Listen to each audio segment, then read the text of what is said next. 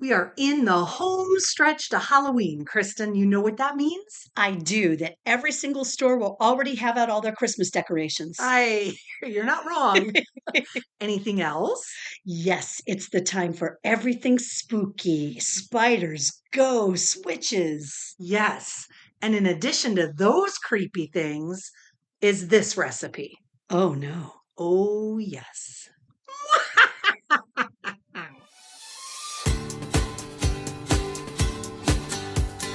Welcome to Mom's Wooden Spoon, where the recipes are retro and so are your hosts. You can say that again.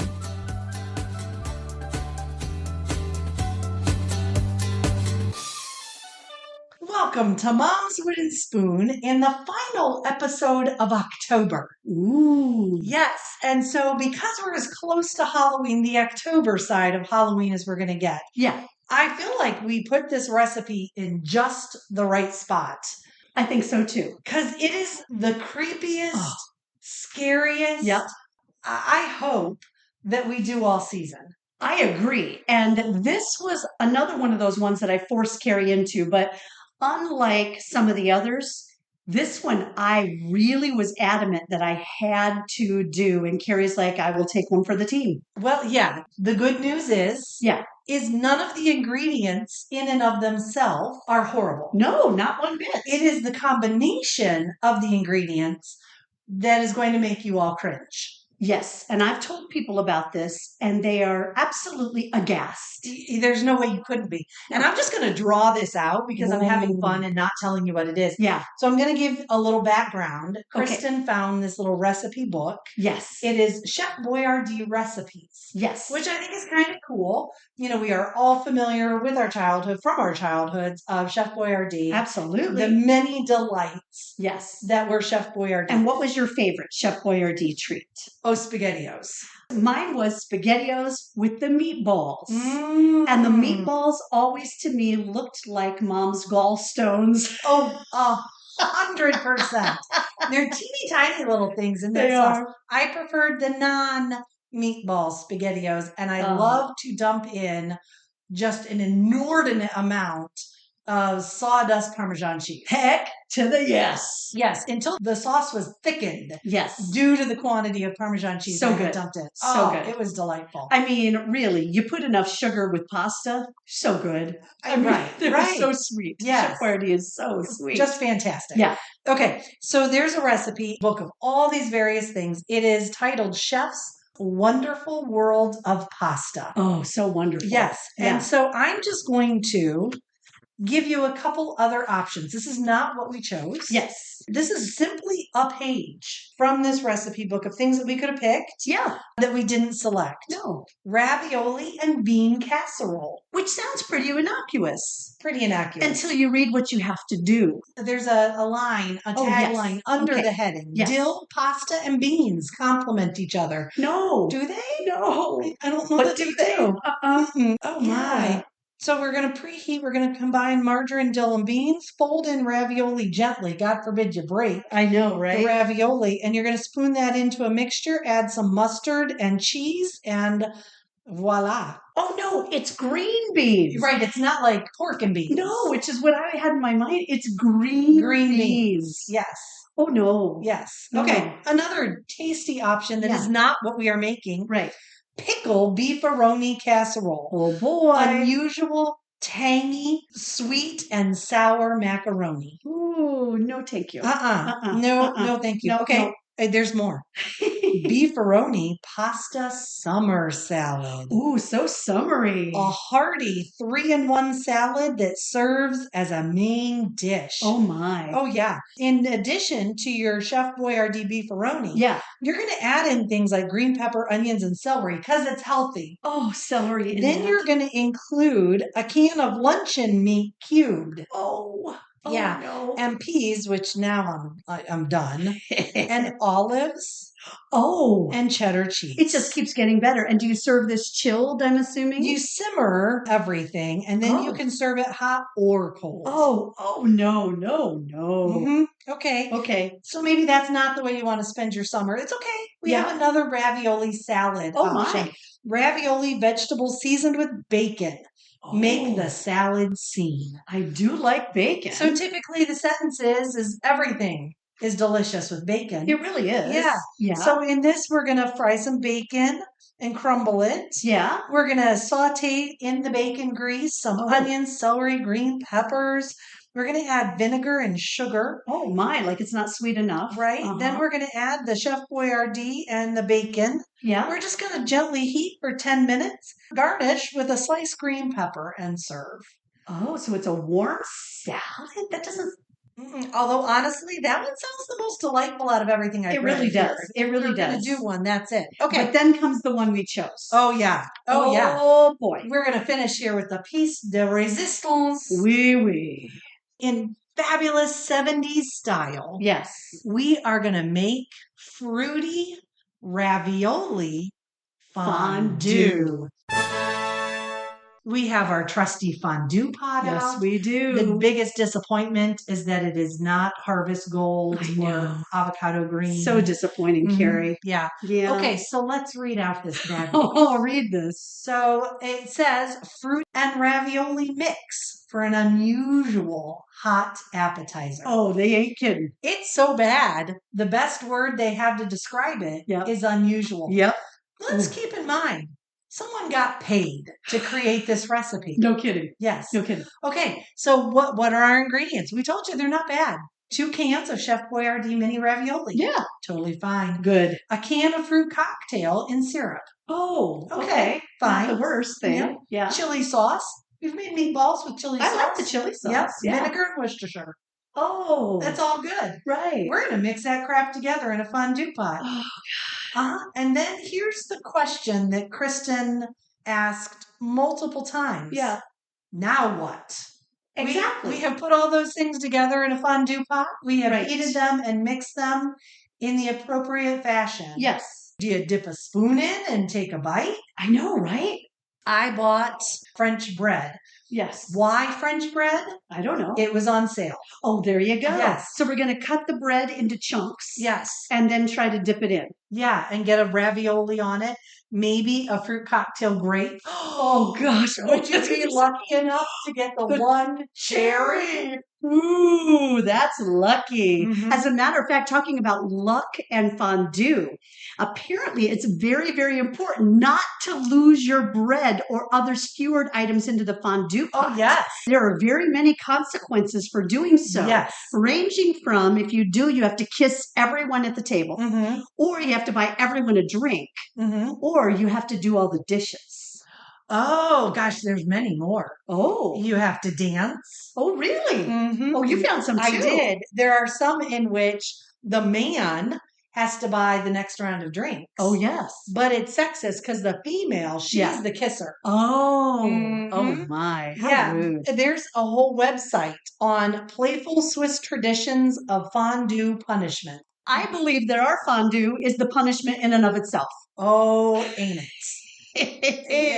Yes. It is from the Chef Boyardee recipe book. That's right. And I found this on Facebook. I am a member of this Facebook group called Terry from Ohio's Recipes. Okay. It really is a cool idea. This woman found this collection. She bought it on eBay. I don't know what her name is. She never mentions her own name. Oh, she is not Terry. No. Okay. She found this collection organized in a plastic shoebox in 2019. And it was all these recipes from this woman named Terry, and she lived in Ohio. And this is her tribute to an amazing cook. She posts Terry's recipes and those recipes that she found in this plastic shoebox on eBay. That's cute. And some of them are amazing, and some of them are handwritten, and then some of them are fruity ravioli fondue. I think it's fair to say that Terry never actually made fruity ravioli fondue. I would have to agree with that. I can't fathom that anyone made fruity ravioli. I mean, what would strike you that you read that recipe in this book and went, yes, we're making that. We're having guests over. We needed a fondue. We could do beer and cheese. Right. No. Nope. We're doing mini raviolis and fruit cocktail, baby. Right. But you know what? Fondue was such a huge thing in the 70s that there were some outrageous recipes out there.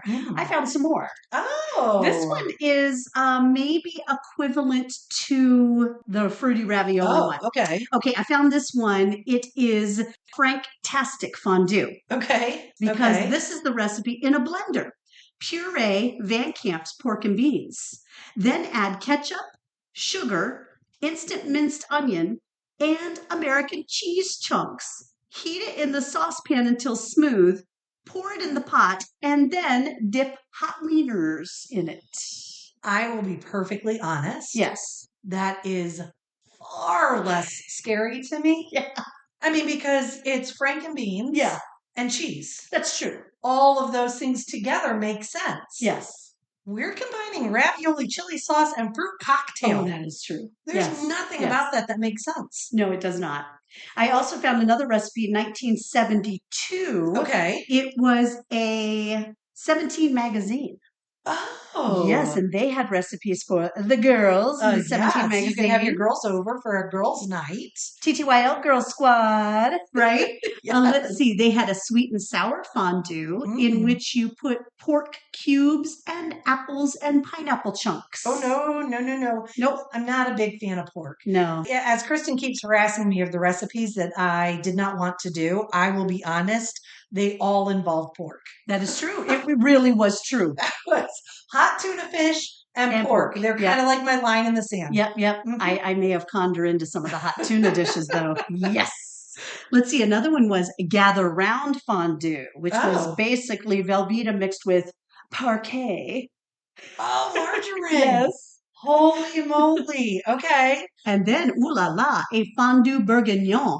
Oh. Which was, sirloin and meatballs and grated Parmesan cheese. And then you could get those pieces of sirloin and meatball out and dip them in various sauces. Oh, now that sounds good. Yes, I actually was reading that fondue bourguignon is one of the types of fondue. There's a cheese fondue. There's a bourguignon fondue, which is meat, where you cook the meat in boiling oil. And then there was chocolate. Yes, dessert fondue. Oh, boy. So in my little bougie story here, I was lucky enough to go to Switzerland.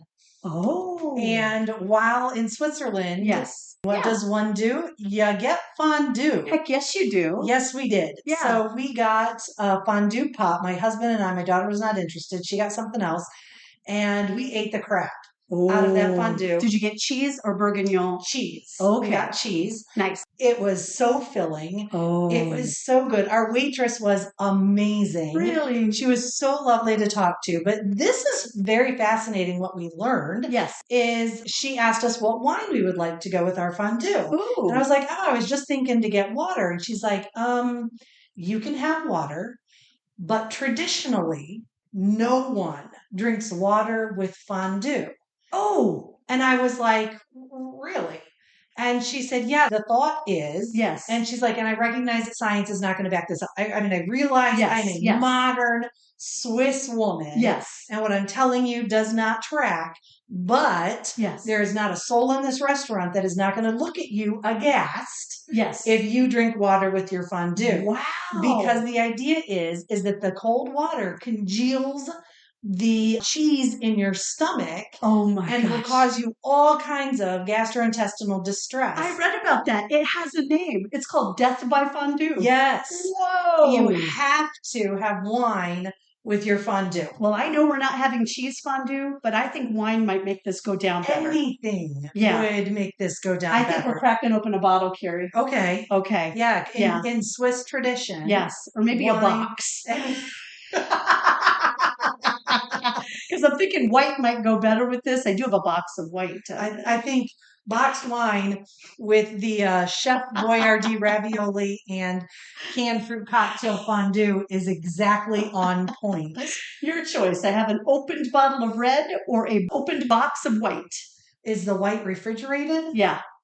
Sure, let's go white. Oh my God, it's going to be scary. It's old, but yeah, it might be vinegary, but Well, then let's go red. Okay. Okay, Okay, red. not All right. that particular. I'm scared. All right. So there we go. That's what I learned. Yay. And I have eaten at the melting pot. Yes, as have I. Delicious. What did you dip into your fondue in Switzerland?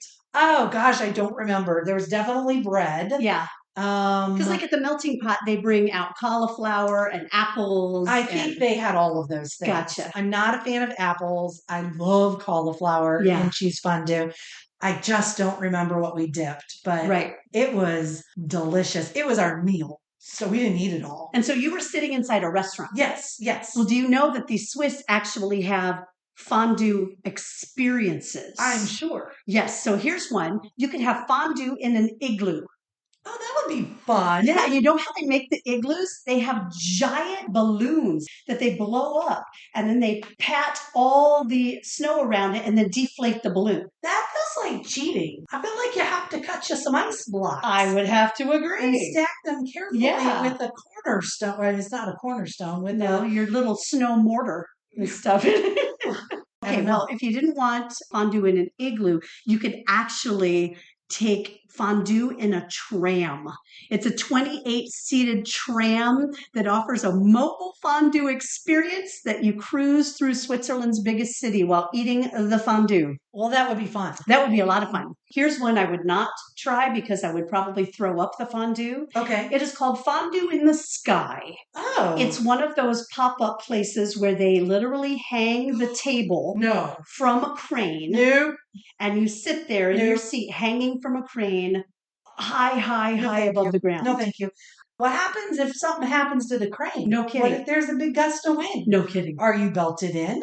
It's scary. No. Too scary. I've seen those on like Instagram and TikTok. There is no way that I would ever try that. So flippin' scary. Yeah, Yeah, and then the last one I thought might be really fun. It's a fondue backpack experience. You rent the backpack and all the necessary fondue equipment, and you take a hike to a scenic spot and eat your fondue. Oh, it has to be heated. I don't know. They probably give you a little like gas burner type thing to put it on. Too much work for you, huh? I feel like that's bootleggy. I know. You have to make your own. They're just giving you a backpack. I can pack me a backpack. And with some Velveeta. Yeah, exactly. Because the Swiss love Velveeta. Oh, heck yeah. I mean, they kept talking about the quality of Velveeta. Far surpasses their own cheese. Yeah. But you know what? That villa also had all these fun fondue games that you could play. Okay. Actually, probably cheese-based. They had a fondue power pot, which is actually the most strenuous of all the fondue games. You take the fondue pot and you have to hold it out straight in your hand, and the person who can hold it out straight the longest wins. Okay, so little tip about fondue pots in Switzerland. Yeah. They're these thick ceramic things that go on like a flamey burner. Wow. And they are heavy. Oh my God. And it's like 2 pounds of cheese they put in there. Oh my gosh. So I can't imagine. Would you try this one then? Fondue Frisbee Golf. What? They provide you with a flat cheese wheel, which serves as a frisbee that you then throw into that fondue pot, which has a name, which I'm not probably going to pronounce right. Caquelin. Oh, I don't know the name of it. Yeah. I don't know. Yeah, so you have to throw your frisbee of cheese and somebody has to catch it. Miss, and then does it end up in the dirt? I'm sure it's just the same frisbee over and over. You don't ever have to eat it, I don't think. Oh, okay. It's just a game, right? Okay. They also have a game like Cornhole where you try to get cheese varieties that are wrapped up in cheese bags into these back into that fondue pot. Okay. They also have one that's ping pong, where you play ping pong with the fondue pots. Blink, blink. Oh, that's hilarious. That's very funny. Make you muscly. I'm telling you, those pots are not aluminum like the one we're cooking in. Oh my gosh. And then the last one I thought was funny. It's called Fondue Fork Cheese Bowling. So out on the lawn, they take the fondue forks and set them up like bowling pins, and then you roll a wheel of cheese and see how many you can knock down. Oh, those Swiss, they're a humorous lot. Oh my gosh, they're so clever. That's cute. I love it. Oh my gosh, all these cheese games we could play. We prepared none of those. Where's my wine? Oh, let me get the wine. I think we went for the red, right? I think because you were afraid that the white was vinegar. Yeah, the red might be vinegar too, but we're going to give it a try. The vinegar. The red's right around the corner. So yes. So why don't you I'll maybe say something. say something or start making the fondue, and I'll get some wine glasses. Okay, that sounds wonderful. I was going to say, how did fondue get started? Ooh, she's got the glasses. So it was a way for the peasants to use up their odd bits of cheese and day-old bread. Clever. They melt it all together and pour a little booze in because everything's better with booze. Heck yeah, it hopefully. And voila, fondue was born. How neat is that? Let's maybe sniff this before you go for broke with the pouring of it. Does it smell like vinegar? No. I'm going to taste it just because I care about it. It's a Cabernet Sauvignon. Is that going to be bad? No, I think it's going to be fine. It's not that old. But Carrie's taking the sip first. Oh, no, that'll do. Okay. It'll be better than just eating the ravioli fondue alone, right? Mm-hmm. All right. A little vino for me. Well, I don't know. A little more for Carrie. A little more for Carrie. I don't know if you know this, but the actual fondue going across the world as a popular thing happened because the Swiss actually had a cheese cartel. Oh, I'm sorry. They were shooting people over cheese? Basically. No, it actually was the government. Okay. But after World War I, European countries who were devastated by the war couldn't afford to buy expensive imported cheeses anymore. Sure. And so the Swiss were really struggling. They weren't able to export enough of their cheese. And so what the Swiss government came in to do, they called it the Cheese Union. And they came in and they forced every dairy farmer and cheesemonger just basically to make a limited variety of cheeses. Okay. Right? And so instead of making thousands of different kinds, they only made 7.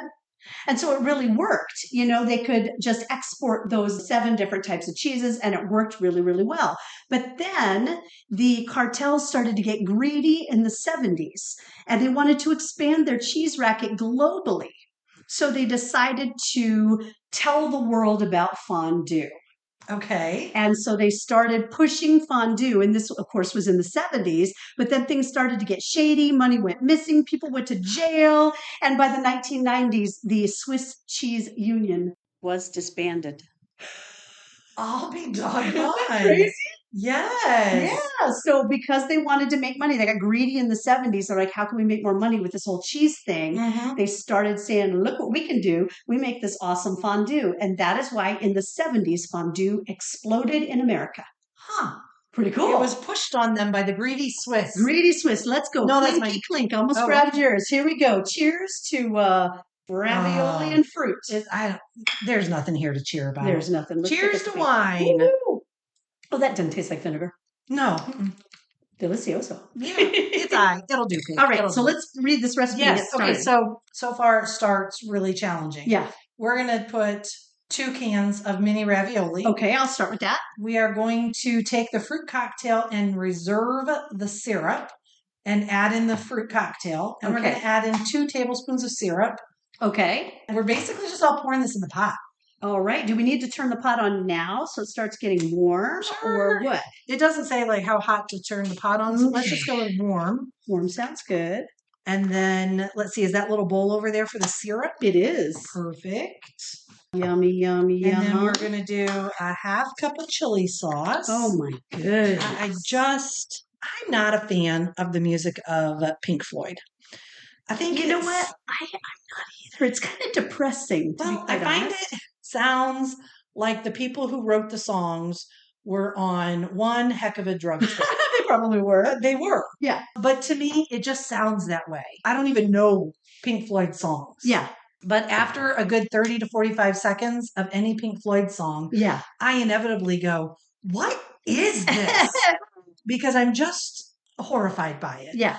So anyway, I kind of feel like someone was listening to Pink Floyd music and really enjoying it when they created this recipe. And they were like, oh my God, what do we have to eat in the pantry? I'm starving. Fruit cocktail and some ravioli. We got to spice this up. And what else do we have? Chili sauce, that'll spice Vinegar it up. makes everything better. Uh-huh.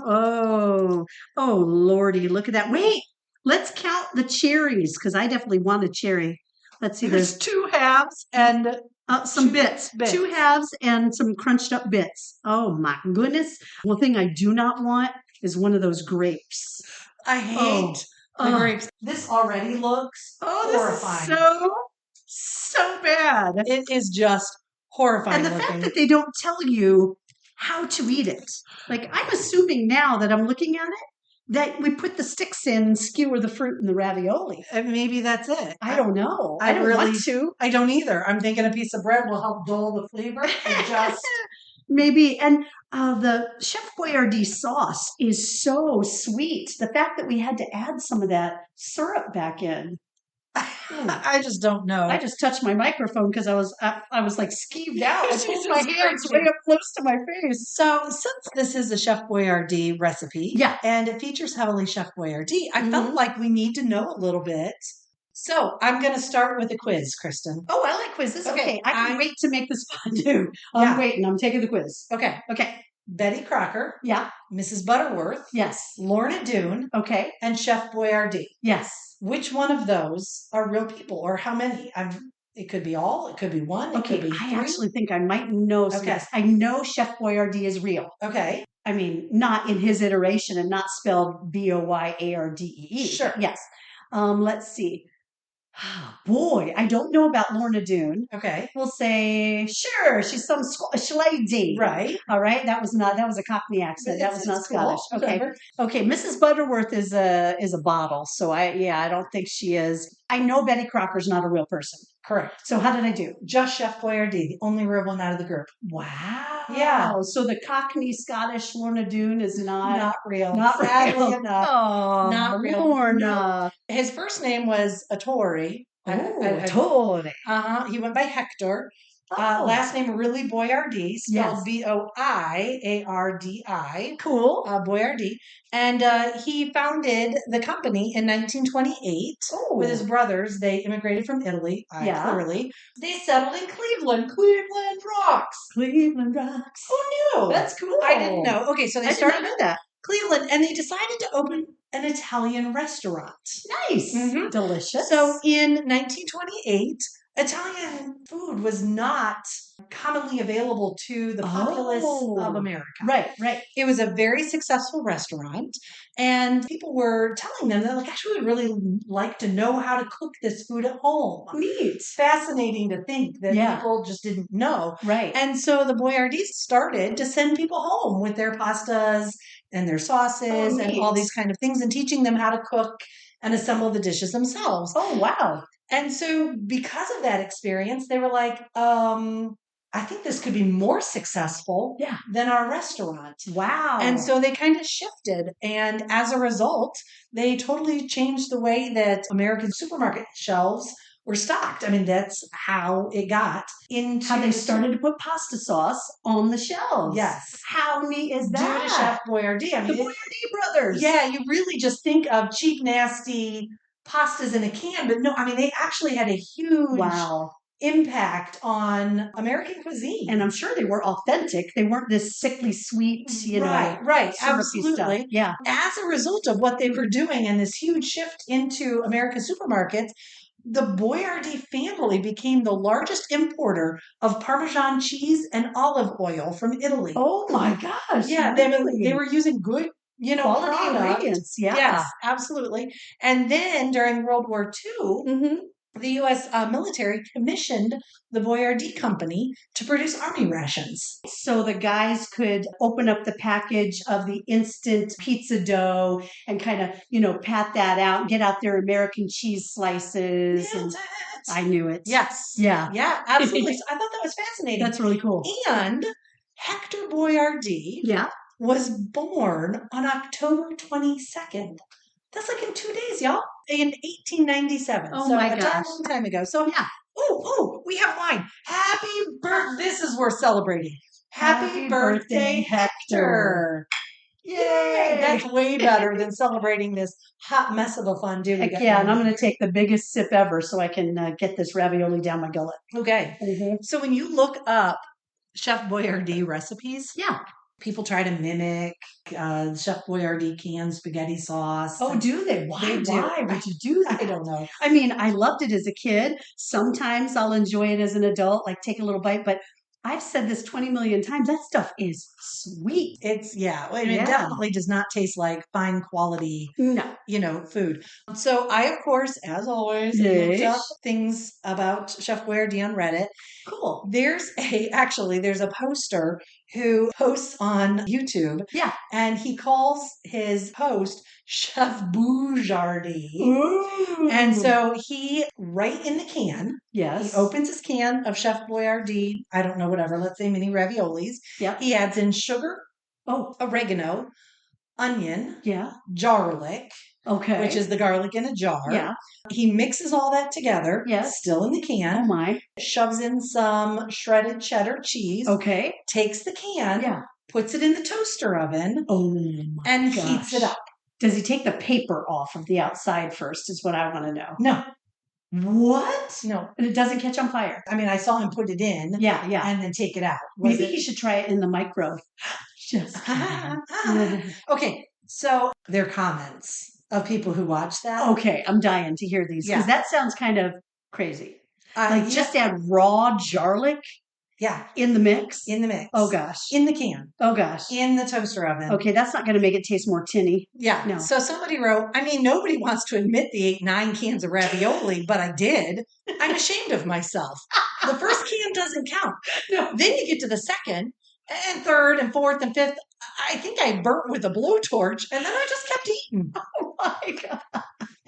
So I was like, yeah. And then somebody says, my dad would just open the can, give me a fork, and tell me not to cut myself. Oh, that's funny. Those are sharp cans, they man. are.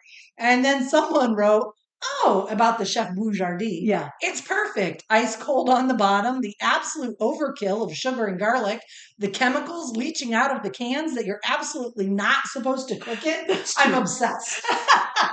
I'm obsessed. So the last one I thought was great. Some people add fresh basil and get this. Put it in a casserole dish. What? Or a fondue pot. It turns out there were a lot of people that put them in casserole dishes. This is not even getting warm. I think you better crank that. The light is not on anymore. Oh.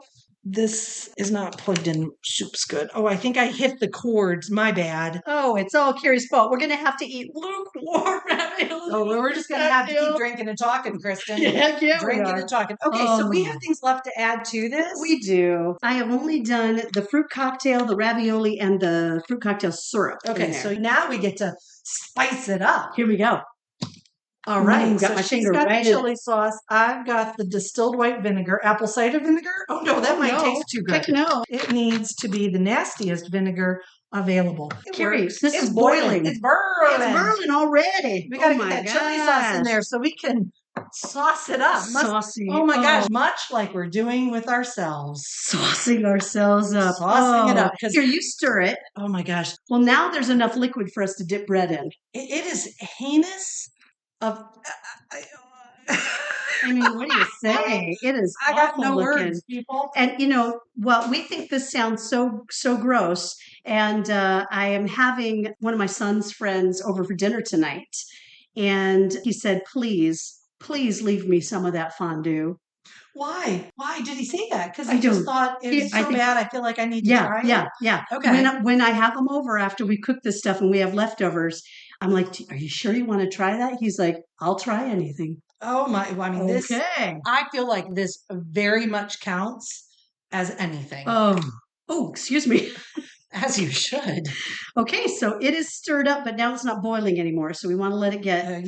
Let's get a big sniff of that. Oh, do we want? Yeah, I'm going to lean over and smell. You got to put the lid on the chili sauce because it pretty much just smells chili. Basically, yeah. You know what it smells like? It smells like Chef Boyardee sauce with chili. No, to me, it smells like those meatballs that you make with the grape jelly and the chili sauce. Oh, I feel like I can definitely smell the Chef Boyardee. It is boiling. Maybe we should turn that down a little bit. We're going to scald our mouth. Although the ravioli needs to get kind of, sizzling. It is. I mean, and hot fruit.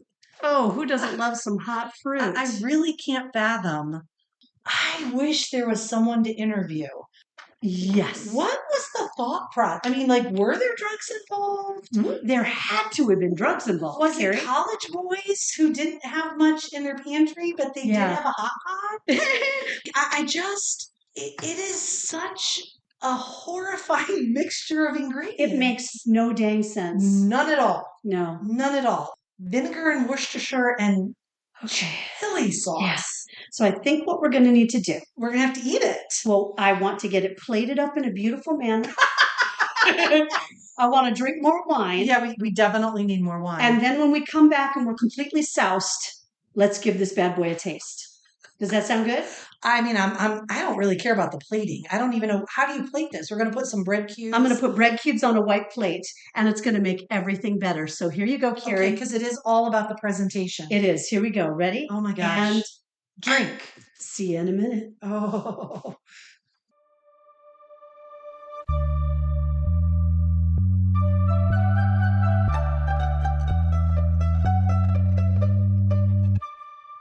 We have a mystery that has been solved. Oh, I love mysteries that are solved. Yes. While I sat back drinking, you beautifully plated bread. I mean, it's gorgeous. Bread chunks on a white plate. Okay. I found on the cover of Chef's Wonderful World of Pasta, they have a little explanation of this glorious cookbook that they have offered. And it indicates the Chef Boyardee Home Economics staff has developed some outstanding recipes using the canned pastas. This is what I'm thinking. The Chef Boyardee Home Economics staff went home and said, I got to come up with crap to do with these canned pastas. Yep. And one of their college-age sons said, oh, well, I mean, I know what I do. Yeah, we had some of this stuff in our college dorm room the other day. Mixed it together. Mixed this crap in a hot pot. Yeah, it was with our 12-pack. It was great. And here we are today. That's right. Yeah. That's right. And if this was in the late 70s, then those probably were teenage boys and teenage girls who had already had themselves the Kenner Kitty Fondue set in 1975. I'm sorry, what? They had a fondue set that you can get for your kids. Did it heat up? Could they burn themselves? Okay, so that was a good question. That's what I was wondering. No, what you do is it had a base that you fill with hot water, and then you put these little containers down into the water, like little cups. Okay. And then you basically made pudding mixes. Oh, funny. Yep, you'd mix it with water, and I think the flavors were chocolate, cherry, and vanilla. And then it came with a little package of mini marshmallows that you would stick on your fork and stick in there. And what do you think those marshmallows were probably like when you opened the pack? Hard as a rock. I mean, they were definitely, oh my gosh, I've been having wine. The cereal. Lucky Charms. Yes. Marshmallows. Thank you. There. Crunch. Yes. Pudding on the top. Yes. Yeah. That's how we ate marshmallows in the 70s when we were kids. I did not know that marshmallows were light be and a fluffy. soft, fluffy delight. I thought they were all stale and somewhat crunchy. Yeah. Heck yeah. I thought circus peanut consistency was marshmallow consistency. Right. I didn't know. No. So, Carrie, I am quite honestly willing to go first because I pushed you into this. No, I'm an adult. Okay. I have wine. You can do this. I will do this. So pick a fork color because in the 70s, and your recent fondue pot, all the forks have a color so you don't accidentally use somebody else's fork. I'm going red like the wine. Okay. Do I want pink? Do I want white? I want black like my soul. Yes, you do. Okay. So I have a little chunk of bread. You're going to do that first. Dip the bread in. Yeah. But I'm thinking I'm going to grab a little fruit. Oh, no. Are you going to grab a little pasta? Oh, she grabbed one of the grapes. No, it was not a grape. Okay. I think I don't know what it is. Gosh. It's orange. A peach or something, maybe? I'm going to put them on the bread. Oh, my. Let me get a picture of this because this is a tower of excellence terror. It's a tower of terror. The Leaning Tower of Terror. I'm pretty sure that is a ride at some... and this Swiss amusement park, and this too is and that's a big chunk of bread. She's going to shove that in her mouth. I'm going to shove the whole thing in my mouth. Yeah. I have to move the microphone away from my face. And on your mark, get set, go. Okay, so it's not burning her mouth. She didn't spit it out. It's what, Carrie? It tastes like ravioli. Yeah? It just tastes like Chef Boyardee ravioli. Okay, first I'm going to go in for the sauce. I'm just going to taste a little sauce. It's just Chef Boyardee ravioli. Maybe a little of the chili. Yeah? The fruit had no flavor. Wow. We could have halved the recipe. Oh, we should have. Because it's 2 cans. Mm-hmm. We're not eating this. It is not horrifying at all. It's not offensive at all. It is so anticlimactic. I know, right? It actually tastes like a combo of those meatballs with the grape jelly. Enough. No. We keep going back and forth between it boiling and it not being hot enough. We didn't even need wine. Nope. I am so disappointed at how anticlimactic it is. Try a piece of fruit in the ravioli alone. The bread is what saves it. Oh. Oh, no. Yeah, the ravioli is way worse. Isn't it awful? It's awful. The bread saves it all. And they didn't even recommend bread. No longer anticlimactic. Bad. Okay. Oh, I'm eating bread. I'm drinking wine. Oh my God. It is chili sauce with a little bit of canned Chef Boyardee included. The fruit, it is a non-entity. No, it's so small it kind of floats around. Although, I triple dog dare you to eat a grape. Okay. I didn't even pause. I was like, all right. Oh, she dipped it in the sauce. I mean, go big or go home. It looks like a big old olive. Oh, that's going to be so gross.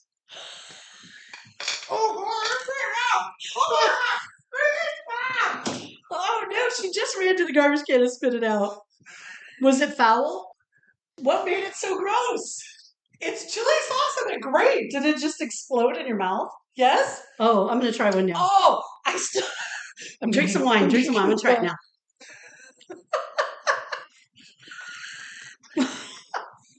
This is the episode where Kristen and Carrie torture each other.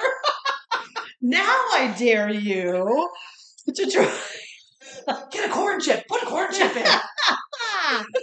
Oh, thank goodness for the bread. So when you guys make this for your family, Carrie almost spit out her wine. Definitely provide the bread. Oh, and double the grapes. No doubt. Oh, I cannot get that flavor out of my... I don't know how you're just sitting there all normal like. I ate that grape. Once the chili sauce was off of the outside of the grape, they must have done something different to canned fruit cocktail grapes. They're better than they used to be. They're very firm. They are firm. They used to be split, and they would just kind of disintegrate in your mouth. They were just so gross. They were my least favorite piece of fruit. Oh, gosh. That sucker popped when I bit into it, which is a texture thing for me. That you hate, like eating a bug. Yeah, and then this explosive flavor of grape mixed with chili sauce, which I'll share, is not a flavor combination that should ever occur. Not a tasty treat. No. So, I don't know. Do you want to split this up? You take half of it and I'll take half? Or I'll take a quarter and you can take 3/4 and I'll give the quarter to my kid's friend who's coming over. I mean, what do you do with the leftovers of this mess? You know what? I'm spooning out the ravioli and forcing the boys to eat the ravioli for dinner. Perfect. Yep, we're having lasagna. So this could be like an appetizer. You and your husband can have lasagna. Yep, and the boys can eat the ravioli. I'll just, pick the fruit out. Call it pasta night. Pasta night at with our house. Some nice French bread. That's right. Dip it in the sauce, boys. Toast it. Add some garlic powder. Oh, and the dare continues. Okay, that's it. We're done. Yeah, thank goodness. I refuse to go on with this any further. Oh my gosh. We are more excited about next week's episode than we were about this one. Yeah. It doesn't sound great, but it sounds a whole heck of a lot better than this. Yeah. As would anything. Yeah, literally anything. Yeah. So next episode on November 3rd, we're going to take one of Kristen's favorite sweet treats. Yes. And mix it, mash it with something healthy. What could go wrong? I don't know, Carrie. You know what? It's not going to be a grape and chili sauce, and therefore it will be delightful. I just know it. I know it. Until next week, let the dares continue. Thanks for listening to Mom's Wooden Spoon. If you like what you heard, don't forget to subscribe. If you want a copy of this recipe or to see the pictures and other items from this episode, go to our website, momswoodenspoon.com. If you'd rather, check us out on Facebook or Instagram. Pick your poison. Don't say poison. We're making food. I mean, what do you say? It is such, it is a non-entity. Next week on November 3rd, not next week, Lavuka, I've been having wine.